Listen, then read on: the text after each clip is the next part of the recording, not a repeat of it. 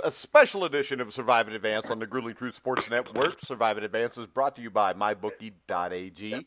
To find out more about MyBookie.ag, go to thegruelingtruth.net, click on the banner at the top of the page, and you can get on a first deposit up to $1,000 cash back on 50% of that first deposit. I am your co-host for Survive and Advance, Mike Goodpaster, and right now I'd like to welcome in my co-host, 1979 NIT champion, a member of the Indiana Basketball Hall of Fame, and Isaiah Thomas's personal security guard during the 1981 National Championship game. Help me welcome to the show, Steve Risley. Fun night, guys. Very great basketball. What started off as a boring tournament in the initial rounds got better and better and better, and we had two great basketball games tonight. So good for everybody. And our special guest tonight from the Sgeridan Report, Bobby Sgeridan. How you doing, Bobby? Oh, I'm glad to be here, and I'm really happy for Coach Beard, and I'm happy for Bobby Knight, and I'm happy for Pat Knight, and I'm happy for TSR because we had that nailed to the under, and that was a great game. All right, and let's start off with that because you know what makes me sick? What makes me sick is the fact that with like 6 minutes left in the game, they said, well, we would just like to say that Coach Beard speaks highly of Tubby Smith in a transition from Texas Tech. They talked about freaking Tubby Smith, but they don't bring up Bob Knight, who Chris Beard has said time and time again was the biggest influence for him coaching-wise, him and Pat Knight. But yet it gets ignored by Clark Kellogg, Jim Nance, and whoever the hell else is on that show. And I think it gets a little bit old, Steve, the way that they can't even say Bob Knight's name unless they're going to do something negative with it. Yeah, but, you know, and it's a sidebar I'm sure we'll talk about later on. Bob Knight came back to Indiana University today. I hate to say this because I mean, I understand he's going through some issues, but I don't know if he thought maybe he was in Minneapolis and going to the games to root on Texas Tech and ended up at IU and cheer on the IU baseball team. I don't know. But yeah, I think that this game, the second game between Michigan State and Texas Tech, totally smacked of a tenacious defensive team, and they played defense better than we played defense in 1981, probably as good as the 76 team did. And this game had Bob Knight written all over it, in my opinion. And when I was watching it, I was a little teary-eyed. So I thought, this is Coach Knight. This is how he played this game. And the score was low. Both teams under, 65 points, I think it was, wasn't it? Yeah, 61-51. 61-51. So both teams under, and that's how he played the game. That's how he taught the game. And it goes back to the two things I wrote down, was that, and I'll just deal with the first one first, defense does win championships. And Texas Tech played some incredible defense tonight. I mean, they denied Michigan State about anything they wanted to do. And I just kept thinking, this is exactly how Coach Knight would coach this game. And this is what he would do. And this is how we would play this game. So it is a shame. And I did see that they did flash Tubby Smith's picture up on the screen at one time on TV. But, you know, this is all about what Coach Knight brought to that organization and started the process. Now, Coach Beard gets the credit for where they are right now, no doubt. But certainly Coach Knight started this, and Pat continued it as long as he could until, you know, he got moved out. But this is about a Knight basketball team resurging itself and just willing itself to play defense and get back to the championship game. So bully for them. Now, I'm very proud of Texas Tech. The thing to me, Bobby, that stood out to me was the fact that I thought Michigan State would out-rebound Texas Tech much better than what they did. It was 28-27. The turnovers, and this is the thing. This is, to me, why I think this was great defense in this game. Michigan State only had 11 turnovers. Texas Tech had 7. This was about teams that scramble really well and defend the three-point shot. They defend the interior, and Texas Tech is just better at that stuff than Michigan State. Yeah, they are. They're better at it, and the rebounding all week. I'm sure they were told that we have to be able to get some boards. We have to be able to get some boards, and I mentioned on our show today, Mike, if you remember, that's part of their language in their program since he's been there as the head coach. That Tom Izzo rebounding, the rebounding edge, the toughness, how they go about the boards. That's the staple of their program, and here they were playing them. Tonight in the Final Four. Those kids, I'm sure, they've got that message for 3 years. They were in the right positions.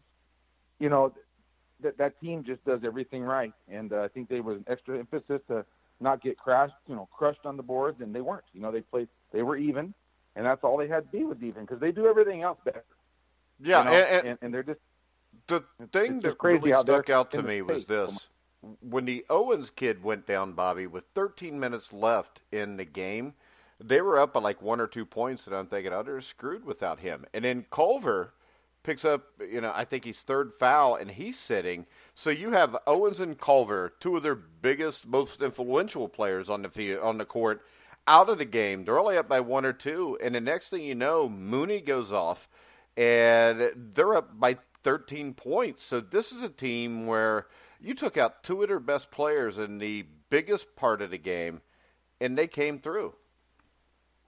Yeah, and I'll tell you something I noticed. We talked about Mooney today, the professor. He was a grad transfer, his first year on the team. He averaged 18 last year at his school, and I forgot the school was a small school. And the one thing that I noticed is the possession after after Owens came out of the game, he's in the tunnel. He's going back to the locker room, and Texas Tech scored. It was either Francis or Edwards, and that's the first time I saw emotion. The kid made the basket, and he exulted. He was so happy. That was, hey, we lost one of our guys. We're not losing this game. Because you never see emotion from that team. You didn't even see emotion at the end of the game, Mike. They didn't even go nuts at all. They just shook hands and went back because there's one more to play.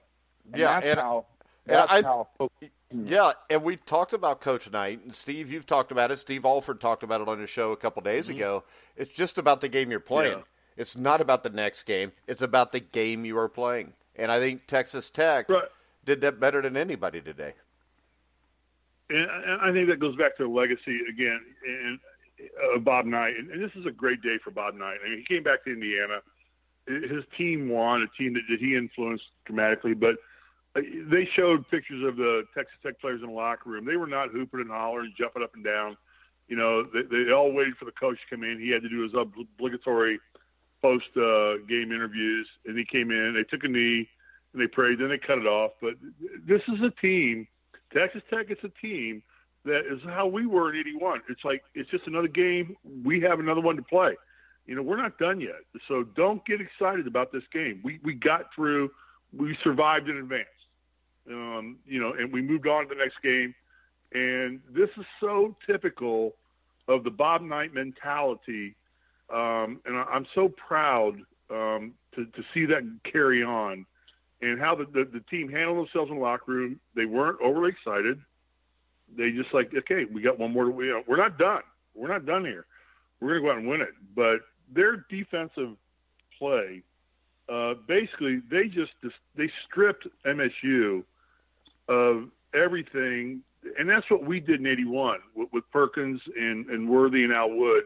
We just took them out of their game and with our defensive pressure. And Knight was a master at that. And I'm so proud of Coach Beard and Pat Knight, whatever his involvement was in that process, to see him play the game back in the way that was played back in the 80s when I played the game. So, but yeah, they're not done. If I was Virginia right now, I'd be very afraid. Well, I think when we look at this, and one of the questions on the banner of this show is Texas Tech, the best defensive team in history. Because I think if they pull this off and they beat Virginia, I think you can make the case for them. Because I've only seen one team ever play defense close to this, and that was the 1984 Georgetown Hoyas, Steve. Yeah, with Patrick Ewing on that team, I can't take that away from you. It was Patrick Ewing, it was Bill Martin, Fred Brown. Was Craig Eschrick on that team? Was Eschrick on that team? Or no. Was he coach then? Reggie Williams. Was it Reggie? What the hell? Was it Reggie Williams? Did I get that right there, Bobby? He was young on that team. I think he Yeah. was a freshman. You had Reggie Williams. Reggie You had, Williams. and Michael Yeah. Graham, who looked like he just got out of the Yeah. penitentiary with his bald head, and he was like 6'10", and he dominated a championship game. But that team was the Yes. same thing because, and the thing that stood out to me about that Georgetown team is, number one, they played John Concac and SMU in the second round of the tournament, held them to 37 points. They come out in the Sweet 16, give up like 42, and then in the Elite Eight game, they held Dayton and Roosevelt Chapman to 49. But then in the Final Four, that Georgetown team was down 27-15 to Kentucky with like 4 or 5 minutes left in the first half. And actually, the Twin Towers for Kentucky, Sam Bowie and Mel Turpin, had gotten Patrick Ewing in foul trouble. And Ewing had to go out of the game down 27-15. And at halftime, they're down 30-25. And the rest of the game, they come out and started the second half with Ewing in the game, and they held Kentucky scoreless for 10 minutes, and it ended up holding Kentucky to 11 points. Kentucky only made 3 field goals, and that's the kind of stuff Texas Tech can do. I think the difference with that is this. The big boy, Owens, he's probably your Michael Graham. They don't have the Patrick Ewing in the middle, but, I mean, this team is so quick, and even if you get an open shot, that open shot includes a guy from Texas Tech running full speed at your ass, and the way they reach in and take balls away, I think it's extraordinary. And Virginia defensively is really good also. I'm not going to take that away from them, but I think Texas Tech is on an entirely different level. I think there's no doubt. I don't know that I can't remember the last time I've seen a team like Texas Tech play perimeter pressure defense like they do. They don't give you anything. You have to earn and work for every shot you get. And that's what they did to Michigan State tonight. Michigan State had no free opportunities whatsoever. And they just discombobulated them. And I don't know if that's a real word or not. But they just took them out of their game. And, you know, I hate to say it, but it's that old cliche. They validated it tonight that defense wins championships. And there you go. I mean, this is the thing, though. Defense wins championships, but they may not win that game if Culver doesn't hit those couple big shots right there at the end, Bobby. No, and I kept thinking to myself that, you know, he's got to come through. He's got to make some plays. He's their guy. Mike, you said it a month ago when you made your prediction of Virginia versus Texas Tech that, you know, not only do they run a pretty damn good offense, but if everything breaks down, he can get his own shot. And he had, 3 freaking points at that point? I mean, they're up by 8, and he's got 3 points. He averages 20. So, I mean, he had to come through, and he did. He wasn't afraid of that moment. You can tell that was coached. You can tell that was out of the timeout that they put him on top. They hadn't done that for a long time. And I think guys like him are born for that situation. And we're getting ready to talk about Virginia. I think Kyle Guy's a guy born for that situation because we'll get to the Auburn-Virginia game. I'm going to hate this but part of Kyle it, but Guy, right. when he's going up to shoot the 3 free throws, I just looked at my son and said, this game's over. He's not going to miss any of these. And I don't even know if he hit the rim on any of them. But when we transition and look at Auburn and Virginia, I think I come away with this with a lot more respect for that Auburn team. I thought it was more they just got hot, but they played pretty much at Virginia's pace, and they were right in the game. And when you look at the stats, I mean, their high scorer was off the bench, the Doughty kid with 13. You had Brown with 12, Harper with 11, but they fought, they scratched and they clawed. And with like 5 minutes left in the game, they're down by 10. And Lucas Weiss, who our friend from Canada, who's at the Final Four, sends me and Steve a text that says, well, they're going to play Monday night. And then the next thing you know, the game's tied, Steve. Yeah. No, I wrote down 2 words while I was watching games. I always take notes from watching games. I know we're going to do a show. I wrote down 2 words, luck and defense. And Texas Tech was luck. It was defense. I'm sorry. They just played great defense. I mean, they're going to be tough to beat. Texas Tech, you know, luck is 51% of this whole thing. And I know I played it and I've seen it. And I'm not saying, and I know they missed a call that was a very tough call to make on the double dribble. When you watch it in slow motion 10 times over, you can say, yeah, it's a double dribble. When you're doing it live, And even Charles Barkley, who's an Auburn grad, said, I can see how they missed that call. They missed the call, which may have changed things, may or not have. And then the foul, which, Mike, you and I texted each other back and forth on it, and I said it wasn't a foul, but then when I rewatched it, it was a foul. And it was legitimately a foul. But that's the luck part of this process, because Auburn could have easily won this game. Well, that's an incompetence part of this, because I don't really care what Charles Barkley says. That call can't be missed by referees that are in the Final Four. I'm sitting there watching it. I didn't realize it was, but I'm not being paid, whatever they're being paid to call a Final Four game. I'm not considered one of the best officials in the country. And, yes, It changed the game. I mean, it didn't cost them the game, because what cost them the game to me was Harper missing the free throw. If Harper makes the free throw, they're up by 3. They're going to foul Kyle Guy when he catches the ball at like 2.5 seconds. He's going to shoot a free throw. He's going to try to get lucky like they did against Purdue last week. It didn't happen. So, in the end, Bobby, it's what we always say. The game is decided by defense and free throw shooting. And free throw shooting in this game actually almost cost Virginia the game, as they only shot 50% from the line. Auburn shot 78.6, but the one they needed to have, they didn't get. Yeah, that's right. The kid missed one, and that would have given them a 4-point lead, right? Or what? How did it go? It would have given them it would have given them a 3-point lead, which means, number one, if Guile hits 3 free throws, the game goes to overtime. But also, if they're going to foul him, then they're going to have to get lucky on a rebound like they did last weekend against Purdue. Like they did last week. And that's probably exactly how it would have played out again. They would have fouled, and they probably wouldn't have got lucky. Yeah, it's amazing how the fortune has been with Virginia. And let me pass this along. I just got this on a tweet. As you guys were talking, I was just looking at my Twitter. Jeff Sherman, he's up in Vegas, and he does golf odds too, Steve. He does all the golf odds for Caesars. He tweeted, the line's out right now, Virginia -1.5. The over-under is 119. Ooh, that's a low over-under. That's maybe the lowest defense.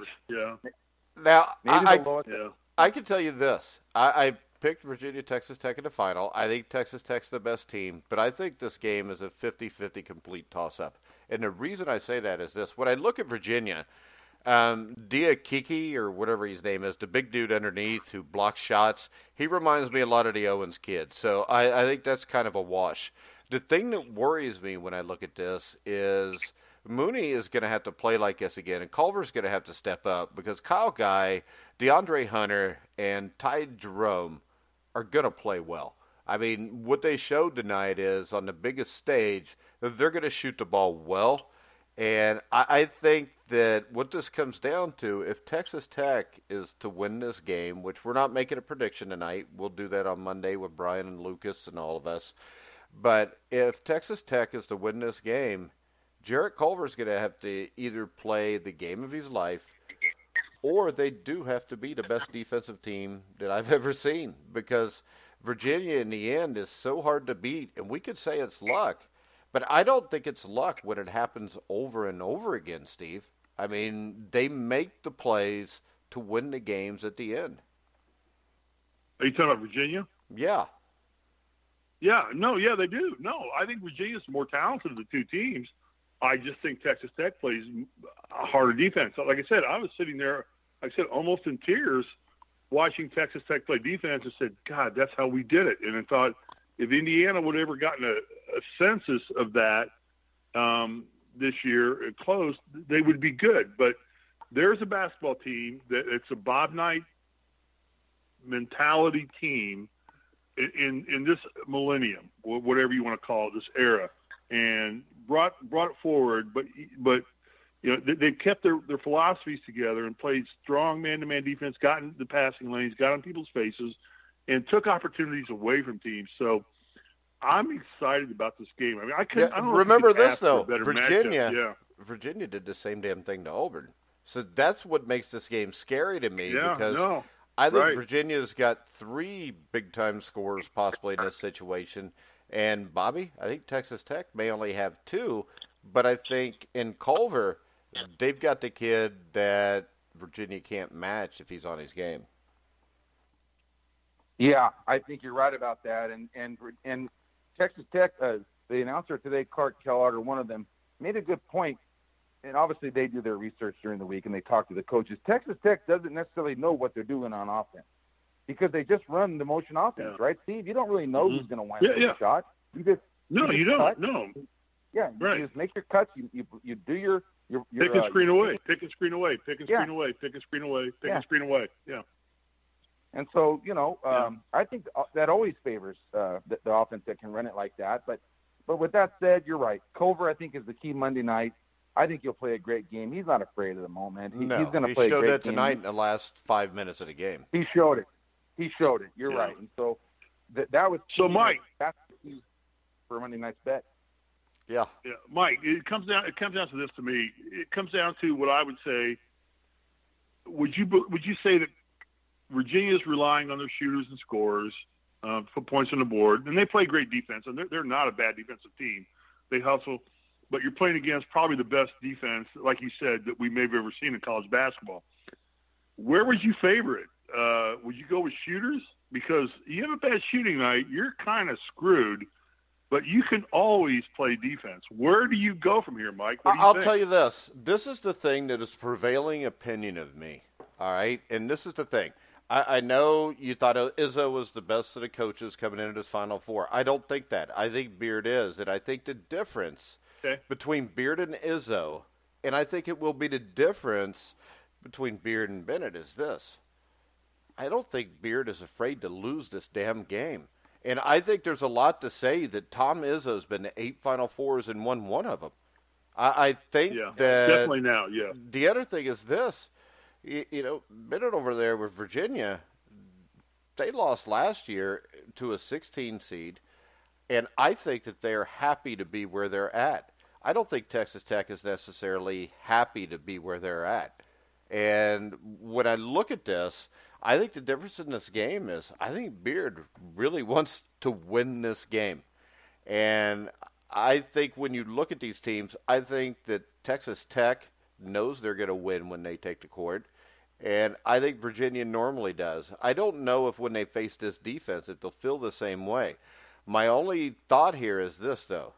In a pressure situation, out of all the players on both teams, Kyle Guy is the most dangerous guy. Jared Culver will probably play an NBA All-Star game. And if he doesn't, he'll have a 10 or 15-year career, and he'll be a hell of a player. But in the end, I mean, those are the two guys it's coming down to. And if it's going to come down to those two guys with the coaches, with the defense, I'll give you a pick on Monday. Yeah. Okay. So, Bobby, let me ask you a question. To me, this comes down to, for Texas Tech, opportunity, because I agree with Mike. They have nothing but opportunity. They have nothing to fear, nothing to lose. Yeah, they do. They're going to be the underdog. I don't buy that, Steve. I've been the underdog in a big game before. Right, Let me finish my statement. And then for Virginia, it's redemption. To me, because of what happened to Virginia last year. Is that a fair statement? Any of you guys think that it's opportunity versus redemption? No? Okay. No. All right. No, it's just redemption was done when they got to the Final Four, I think. Yeah, that's already passed. That's already passed. That's got nothing to do with Monday night. I don't think it had anything to do with today. I think Mike's right on that. That's passed. I think it had something to do with the first round game when they fell behind 28-14. Okay. Yeah. And I'll say this too, Mike. The kid that got hurt, Owens, he's a game changer on defense. Absolutely a game changer. Yeah, but remember this. With Virginia, they've got Diakiki, who was also a game changer. Correct. Yeah, they're similar players. Now, Owens, he wrenched his ankle pretty bad, and we all know how that feels the next day. I mean, it's brutal. He's going to be brutal. He's going to hurt tomorrow. And Monday's going to be bad too, but they'll help him Monday with good tape job, maybe a good injection here and there. I mean, who knows? I mean, they're going to get cortisone, something. Yeah.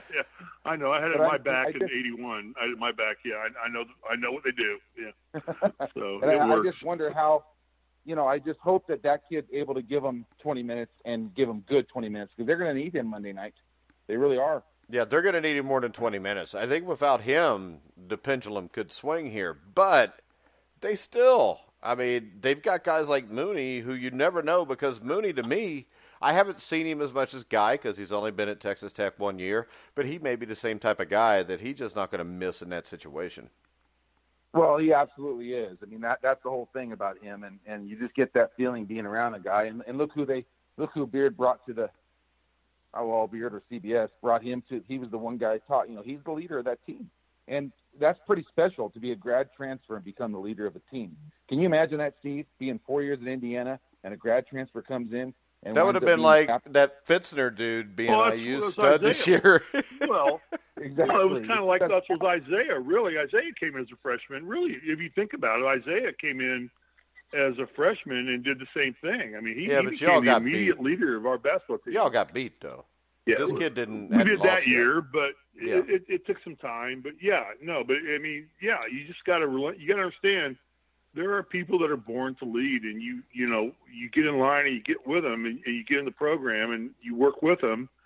And I don't want to say you follow them, but you contribute to what they're doing, and you find your role to contribute to what they're doing. And I think that's what you got here with a Kyle Guy, type of player, things like that. You just get with them and you just say, okay, well, let's just let him lead the team. We're good with that. And I'll tell you, the kid that really impressed me from Virginia, and this is what we talked about when I picked him to go to the finals, was the difference from this team last year and this year is DeAndre Hunter, Bobby. And DeAndre Hunter played very well tonight. He did. But kind of like Culver, there's moments in the game when you'd think he could just dominate and score at will, and he really didn't do that today either. Yeah, but I think that is kind of the offense that they run now. I mean, there's times when they go to him and he's unstoppable, and then when you got Jerome and Kyle Guy both shooting 50% and dropping 21 and 15, Hunter scores 14. I mean, the thing is this, if they could come out and Jerome drops 21, Guy 15, and Hunter 14, they're probably going to beat Texas Tech. Now, the question is, to me, can Texas Tech take one of those guys away? Because I think if they could take one of those guys away, they win the game. I think if you got three guys in double digits, then you have another issue. Because when we looked at it tonight, Michigan State, I mean, the points were not there, and they had guys in double digits, but it was Henry with 11 points on 3 shots. McQuaid, who I thought McQuaid was the player of the game for Michigan State because he's the one that started them off really good, got them a little bit of a lead early, but I think he played really well. And Cassius Winston played 40 minutes and was 4 for 16 from the field, and the defense that Texas Tech played on him was unreal, I think. Well, that's my question for you, Mike. That's my question for you, Mike, is, okay, Texas Tech plays some of the best perimeter defense I've ever seen. What kind of offense do you think that Virginia run? I kind of feel they run kind of a perimeter offense. Well, I think they I think they almost have to try to shoot over the top of them, but the problem is that perimeter offense is so good, and our defense is so good, and then the problem is when you throw the ball inside, it seems like no matter who you throw it to, all of a sudden there's 5 little red jerseys around the guy, and it looks like a pit bull, who's like 15 years old and about to die, limping down the street, and all of a sudden 5 little puppies just go maul his ass until he drops. That's what they look like to me. Yeah, go back and watch the 76 or 81 or 87 teams that Knight ran. And none of them played defense anywhere near this. No, definitely. They play better than we do. They've got the athletes. They're a lot quicker. The same philosophy. They've got the athletes, right. Yeah. I looked at it and said, we had Kitchell, me, Bushy, Eisenbarger. We had slow white guys. He had Abernathy. May was not a great athlete. Yeah, what they are is they are basically great athletes that play great defense. They're Indiana's old defenses on steroids. Yeah, exactly. And that's what I thought the whole time I was watching Texas Tech play. Good for them. Because also you got to realize this. Go ahead, Steve. Go, Bobby. In comparison of the two teams, we've kind of had some fun with that right now. Risley, I think, is that name Okiafu or Oku, number 32 or 35. No, that kid's pretty good. Guy. Yeah, That guy's really good. Like Risley on steroids. Thank you, Mike. I appreciate that compliment. Oh, hell. I had to, Steve. I'm sorry. Yeah, I know. wait a second. I know. That kid is Steve. He played 24 minutes and he scored 2 points. Exactly. That kid is Steve. Except for the 9 rebounds, because Jimmy Thomas got all the rebounds off the bench. Yeah, he had 9 rebounds, go. 2 assists. He scored 2 points. He played. How many minutes did he play, Mike? Okiasi, he played 24 minutes. Yeah. He had 9 rebounds, so 2 assists, 2 steals, and 2 points. Yep. But wasn't he the one that had the big steal up around midcourt where he was reaching and actually got the ball? Yeah, he ripped the ball. I don't think Risley was ever allowed to be more than 5 feet from the basket at any time, were you, Steve? Repeat the question again. I'm sorry. I don't think you were ever allowed to be more than 5 feet away from the basket, even on defense, were you? Oh, Steve. Oh, no. Well, no, my job was to pound people. It's just if they came in, I was like kind of the Hanson brothers in the slap shot. I think the big difference you see here, I'm putting you down. I think what you see here is Texas Tech double teams a lot more than the IU team in 81 or 76. I mean, they did double team back then, but it seems like this team's focus is to get you in a double team, make you panic, and then they scramble all over the damn place. Yeah, they do. So, but like I said, what was great to me was, like I said, I go back to the same thing. I'm sorry I'm repeating myself again one more time. This was Bob Knight's defense on steroids by Coach Beard, and it worked to perfection. And dadgummit, I was so happy and proud for Texas Tech because I saw what we did in the 70s and 80s with Indiana at a higher level because the athletes are better. And it tells me the methodology still works. The madness is not there, maybe, but the methodology still works. But they just, I'm scared for Virginia. I'm not going to make a pick until Bobby makes a pick. I'm going to bet wherever he goes. But, I just think that the way Texas Tech plays defense, Virginia's got to figure some things out and change some things. All right. It's not going to be easy for them. All right, guys. I want to remind everybody on Monday we'll be here with the entire gang, Lucas, Brian, Bobby, if you want to be on, Steve, me, and we will give our picks, break down the national championship game on Monday night between the Texas Tech Red Raiders and the Virginia Cavaliers. Real quick, we're going to take a commercial break, and we're going to come back, and we're going to do an On This Day. And I'm not really sure where Bobby's going here. Steve has no idea where Bobby's going here. But we're going to go there right after this. Hi, I'm Mike Goodpaster from the Grueling Truth Sports Network, and I'm here with just one simple message. If you're watching the games, it's time to start making money. The Grueling Truth has recently partnered with MyBookie.ag, an industry-leading sportsbook website, who reminds you that where you bet is just as important as who you're betting on. And that's why the Grueling Truth urges you to check out MyBookie.ag. In addition to the usual thousands of odds, money lines, proposition bets, and futures offered on MyBookie.ag daily, they also have in-game live betting and a mobile site that makes wagering on the go easier than ever. So join now and MyBookie will give you up to a free $1,000 cash bonus on your first deposit. Just enter promo code TGT50, that's TGT50, to take advantage of this offer. You can also go to thegruelingtruth.net, click the banner at the top of the page for MyBookie.ag, and also get the same benefit and the same $1,000 free cash bonus on your first deposit.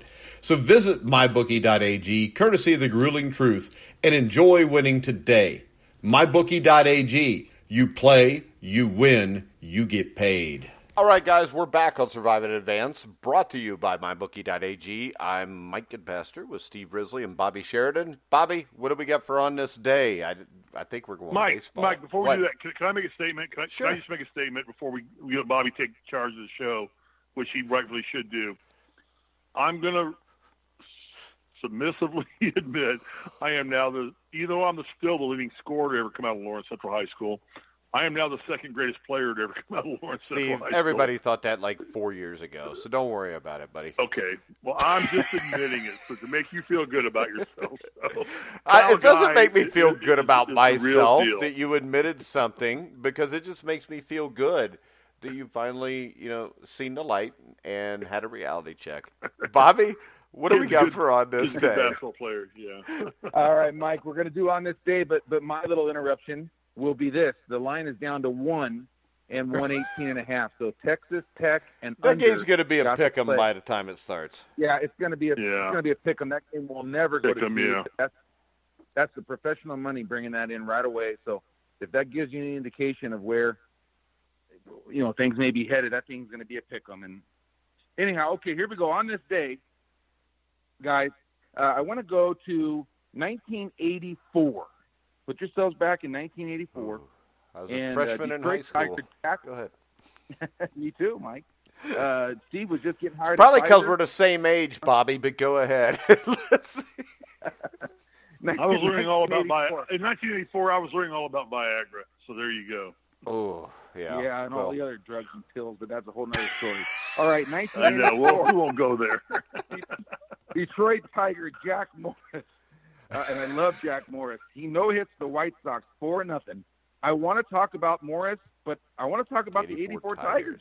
Yeah, Mike, I remember watching this game because the thing that stands out to me was this was the NBC game of the week, the first week of the season. It was at Comiskey Park, and the Tigers won the game 4-0. Jack Morris, I think it was like the fourth game of the year, but Jack Morris was unreal that season. This entire team was. They were managed by Sparky Anderson. Sparky Anderson, I'm a Cincinnati Reds fan, so I love Sparky Anderson. Sparky had a problem sometimes with overhyping people, but this is a team that started off 9-0, including that no-hitter. They went 35-5 in their first 40 games, I believe, and I think they clinched the division in May. But the other interesting thing is there's a pitcher here I want to talk about. The closer on that team was Willie Hernandez. I know where you're going. And the great thing about Willie Hernandez was they had just got him in like 1983. And Sparky Anderson, I remember seeing him in an interview with general manager. I think the general manager was Bill LaJoy. And it was on that game. It was like the fourth or fifth game of the season, 1984, when Morris threw the no-hitter. But in the pregame show, and I think Tony Kubek or Bob Costas, one of the two, did the interview. But I remember LaJoy saying, well, we got Willie Henderson, and last year Sparky told us, if you get Willie Henderson, we'll win the World Series. And Willie Hernandez. Willie Hernandez. And Hernandez was a big lefty, threw that screwball, saved 32 games that year. His ERA was under 2, and it was enough that he didn't win just the Cy Young Award. He was actually the league MVP, which is almost unheard of, Bobby. It's unbelievable. I think it has happened before. I want to say Dennis Eckersley, maybe Gagne. It seems like I think that has happened one other time. But yeah, it's amazing. And they had the best closer and they had the best starter. Jack Morris was the premier pitcher, I believe, in the American League, right there in the mid to late 80s, and he threw a no-hitter. It was early in the year. I know. Well, it had to be early in the year. It was the first NBC game of the week. Trust me, Bobby. I videotaped it. I've seen it like a million times. So. Oh, Mike, it's good stuff. And my dad took me to a ball game that year at Angel Stadium, and it was the old configuration. And we sat way in the outfield, 1,000 miles away. In left field. It was when they were still playing football, so the stands in the outfield were situated for football. Also, it wasn't cozy like it is now. And I watched that team, and I think they were in the middle of their 35-5 run. It was somewhere in May, I think, that I was watching them. I was just in awe of that team. Lance Parrish behind the plate, Lou Whitaker at second base, Alan Trammell at shortstop, Kirk Gibson. Come on, Kirk, a young Kirk Gibson.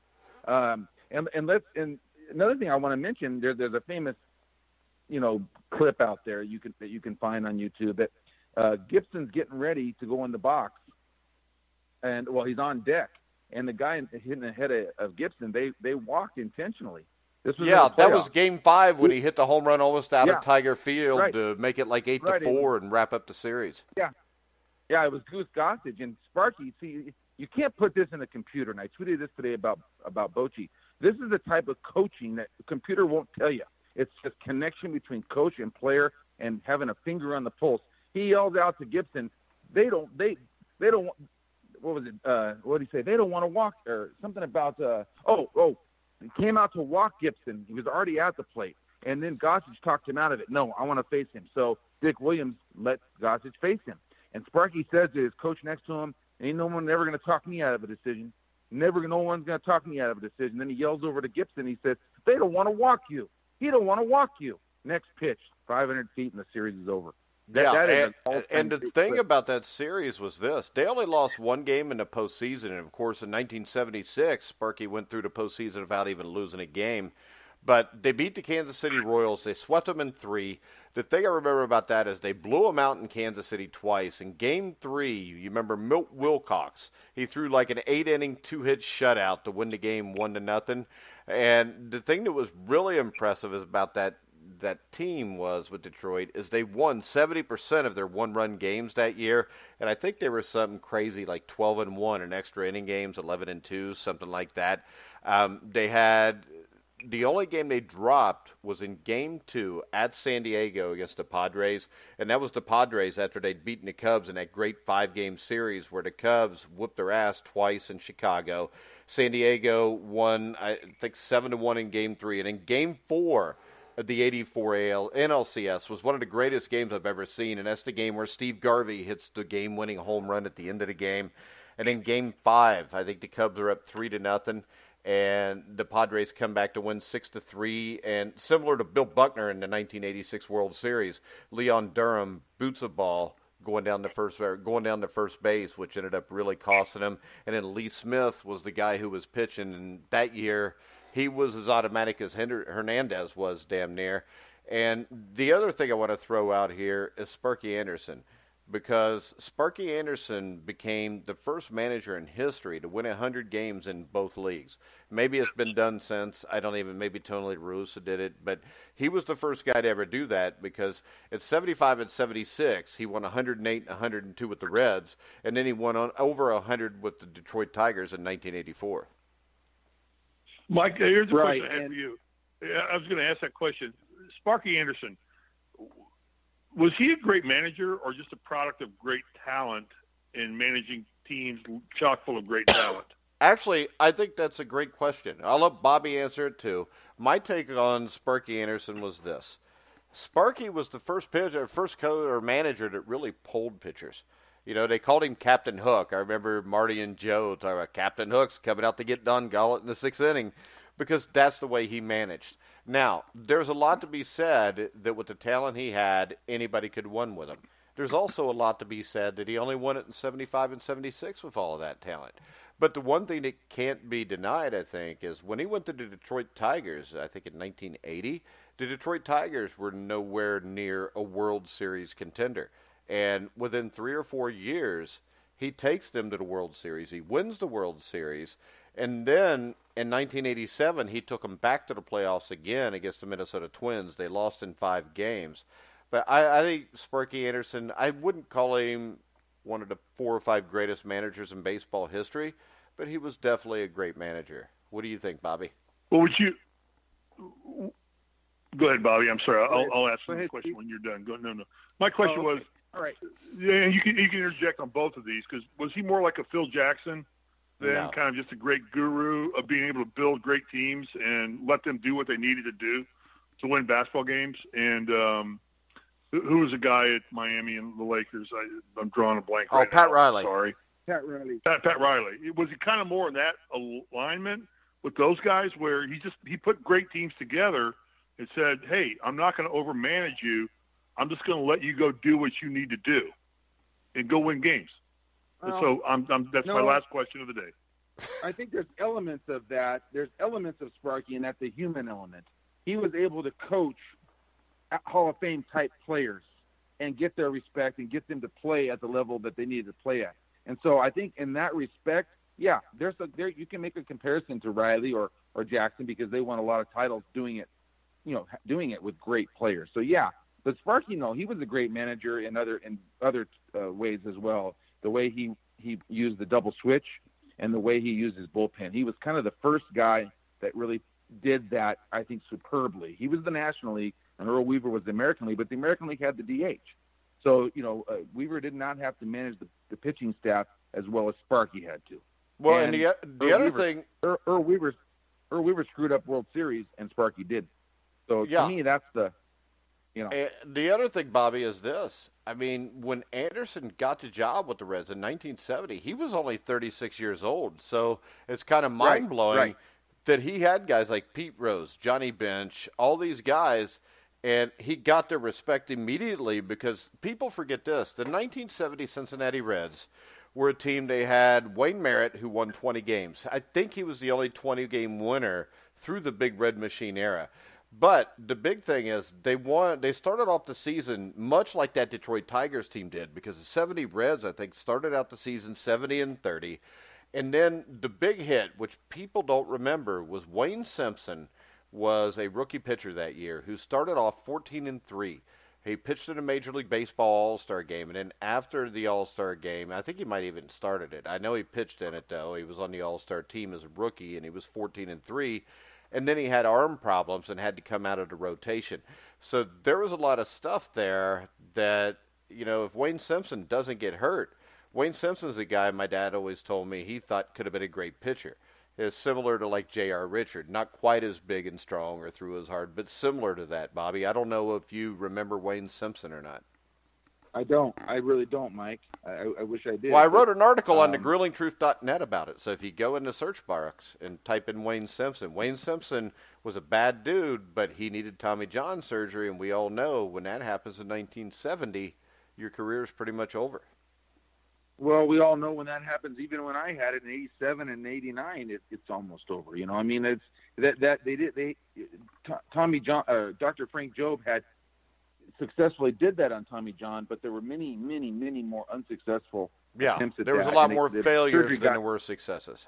Right, and it got perfected around 2000-ish, maybe the late 90s, and now it's really perfected. And it's not just the surgery itself; it's the rehab. It takes years to learn exactly the right rehab. It's a push-pull thing. You want to get stronger.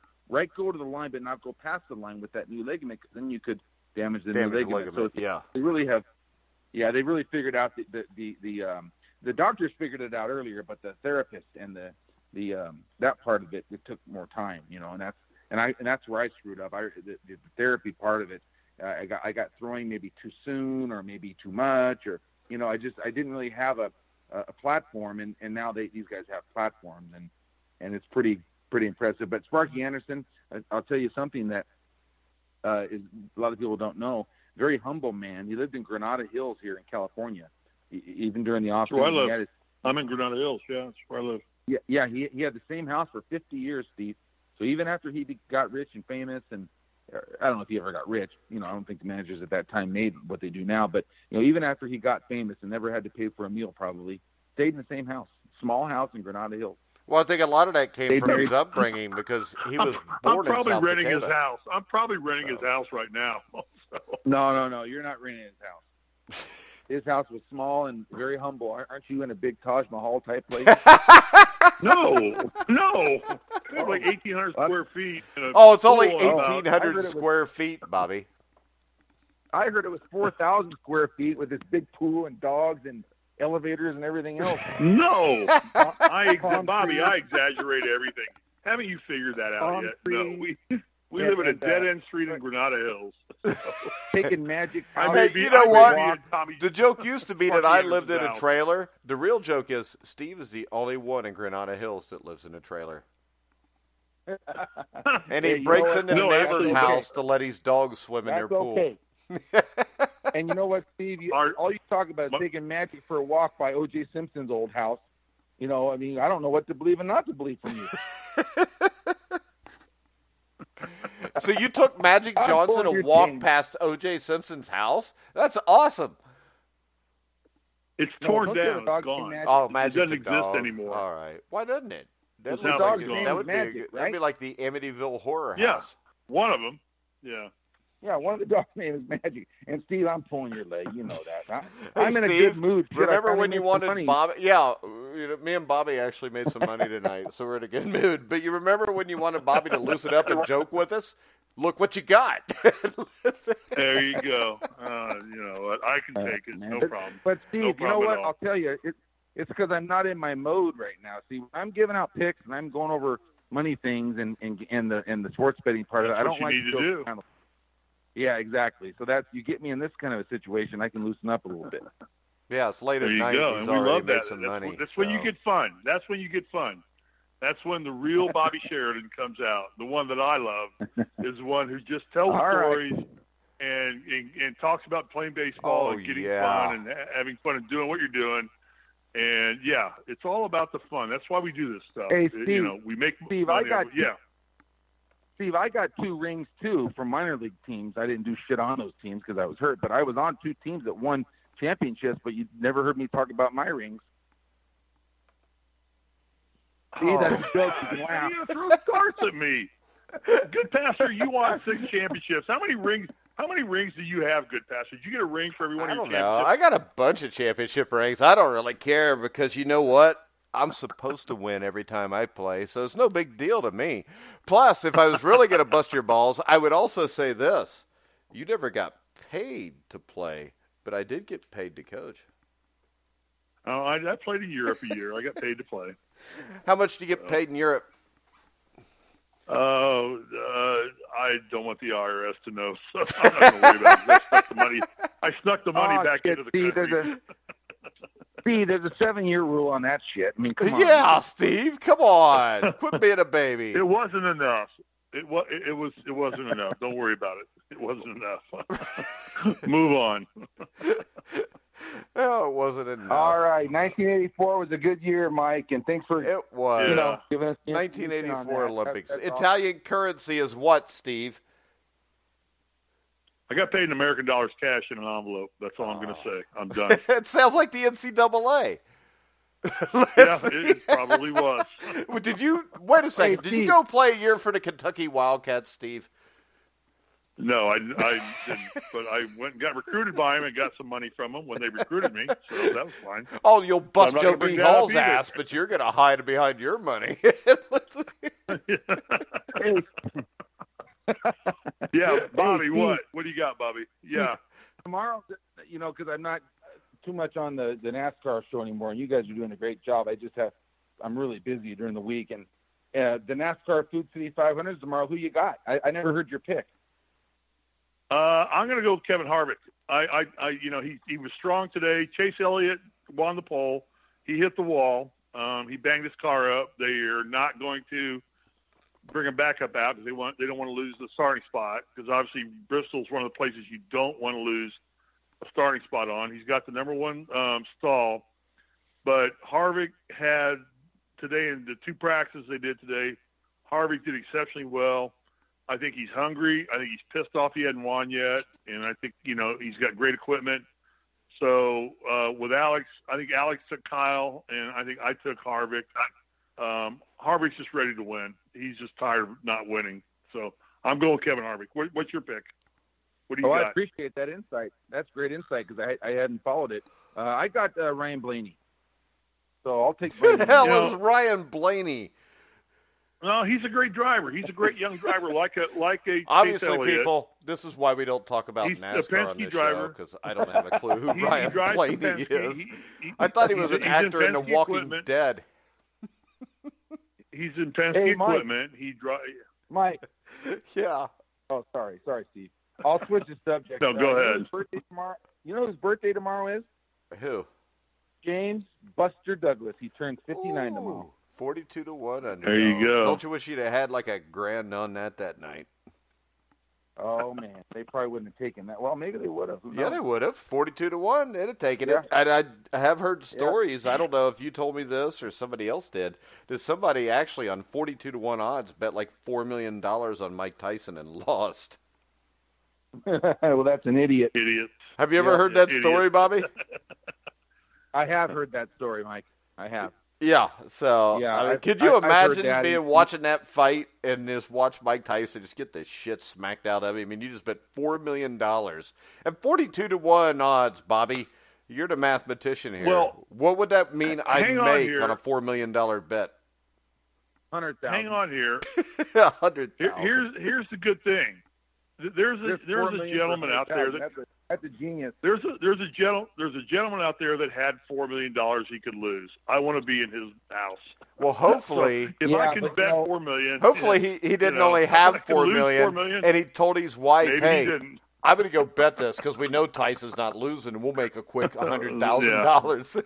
There you go. Yeah, I'll go buy you. And that is why I don't gamble. Yeah. All right. Can't buy All right. money in gambling, guys. You can't do that. You know. So All right, right, Mike. guys. Right. Appreciate you having the show. We're going to tonight. go It's ahead. been We're fun. going to wrap this monstrosity up. We'll be back Monday with our national championship game prediction. Hopefully, I'm Bobby, you hoping- on? Is Bobby coming on? Bobby wants to No, come I'm on. going to come on and wait for the Sheridan Report That show. would at make more 11. sense. But Bobby Or will give 2 you o'clock, his actually. secret pick before you come on this show. But I'm just telling you this, Steve. We all know who I'm picking because I'm rolling with who got me here, just like last year, and I'm going to be right again.